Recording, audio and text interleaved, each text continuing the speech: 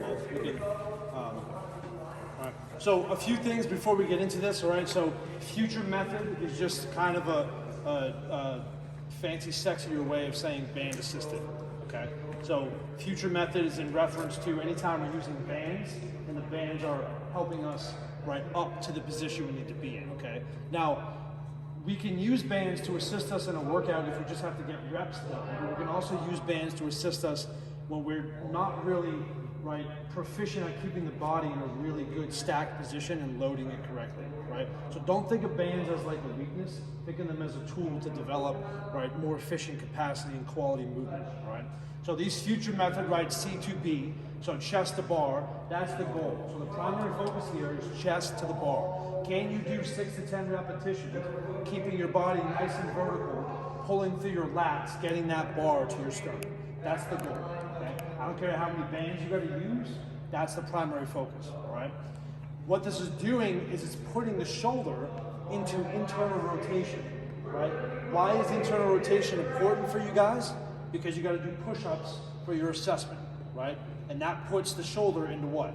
Internal rotation. And we gotta build capacity, right, and mobility and strength through that range of motion, okay? So I want you guys to use these crash bars, right? These are crash bars. Use the J cups to kind of step up on to get to position, okay? Two things before we go. You can go knee in or you can go foot in. If you go foot in, is it gonna assist you more or not assist you more? It's gonna assist you more because the band is longer, there's more stored energy, it's gonna pop you up, right? If you don't want that, and you wanna challenge yourself a different way, go knee in, that's less tension in the body, right, if you put the knee in, okay? So what I want you to do is choose one of those methods, so we'll choose foot or knee, all right?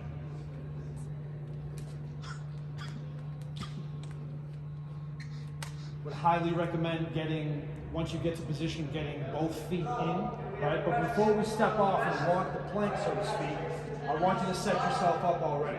So chest to bar pull-ups, you're gonna go wider than your usual pull-up. And the reason why is it's gonna make it easier, right? It's gonna decrease the range of motion and get your chest to the bar. If you go with a narrow pull-up grip here, you're gonna be pulling for a long time because you're just in a longer position, okay? So it's okay to go a little bit wider. So I'm gonna actually have Ben get his hands into that position first, right? And we can set a few things up in this position before we even step up. So we can squeeze the glutes, get the hips underneath, squeeze the core, right? We can pull the shoulder blades down, and now I'm gonna step off, and Ben's just gonna be hanging, but he's already set himself up, so he's nice and stacked. I'm gonna squeeze another foot in, now he's gonna pull up, right? And he's not gonna break this nice vertical position, okay? So make sure we're keeping tension in the back, and then we're pulling. So before you guys pull, make sure you're pulling your shoulder blades down, and then driving your elbows right back to me, right? So you wanna drive those elbows back behind you. Thanks, man. So again, if you can't get that sternum to the pull-up bar, add more bands, right? We got 6 to 10 reps, so